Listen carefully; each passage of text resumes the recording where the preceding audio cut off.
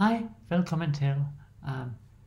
Den her er bare en optagelse af mig tale dansk, fordi jeg har aldrig lavet en før. Jeg kan godt se, at min dansk nu er meget bedre end da jeg først lagde til i januar, men det kunne være en god idé at optage mig selv, så kan jeg lytte tilbage til det og måske se en forbedring i fremtiden, forhåbentlig, og også at måske jeg kan høre når jeg tager fejl. Måske det er ikke så meget, men ja, det tror jeg ikke. Så jeg vil gerne læse et essay til jer, da jeg skrev i morges. Det er et essay for min dansk hjemmearbejde, mit hjemmearbejde, så ja, det ordene er min egen. Selvfølgelig det er mig, der siger det, men nu skal jeg bare læse højt i de næste flere minutter. Så opgaven var sådan. I skal skrive et essay, hvor I skriver, hvad I mener om syndel og nydelse livskvalitet i forbindelse med mad. I kan bruge de 2 indlæg på side 35 som inspiration. Det er fra vores dansk tekstbog.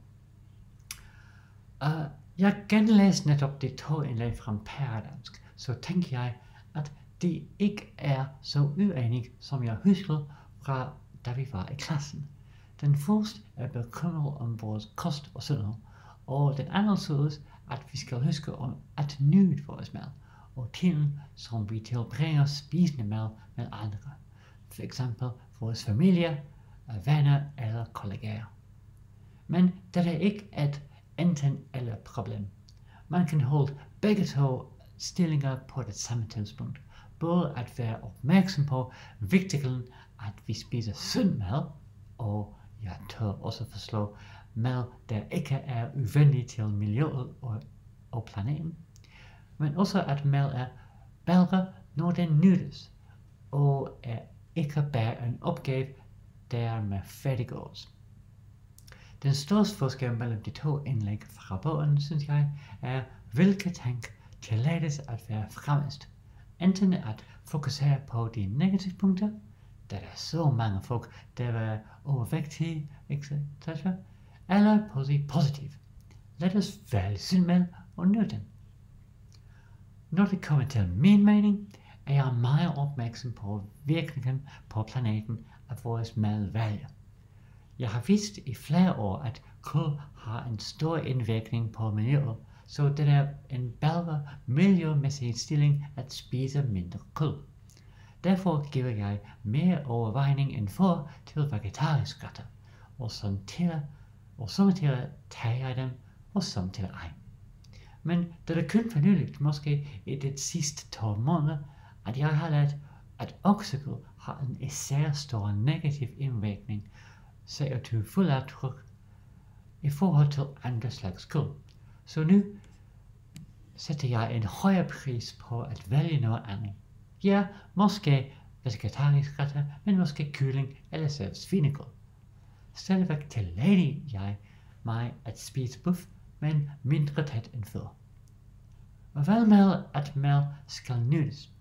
Ja, det tror jeg også, men det kan føles som et hårdt mål at nå. Det er fordi, jeg stadigvæk føler mig ny i landet, og jeg flytter hertil alene. Derfor har jeg ingen familie og næsten altid ingen venner at være sammen med, når jeg spiser. Især når jeg spiser øl på en restaurant, kan jeg tit føle mig alene, fordi næsten alle de andre gæster spiser sammen med nogen.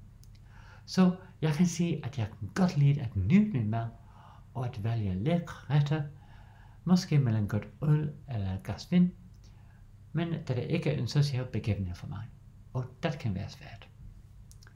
Da jeg forlod Storbritannien og flyttede til Danmark, blev jeg også skilt, efter et forhold, der var 25 år. Nu bor jeg alene og jeg ved ikke så godt, hvordan at lave mad, undtagen fra et par meget simple retter. Jeg vil gerne lære at lave mad, og jeg vil også gerne have flere kære venner i mit liv. Men det tager til. For nu skal jeg bare fortsætte med at spise som før. Altid med opmærksomhed af indvirkningen af mine vælger, både til mig selv og til miljøet, men uden at forhindre, at jeg kan nyde min mad.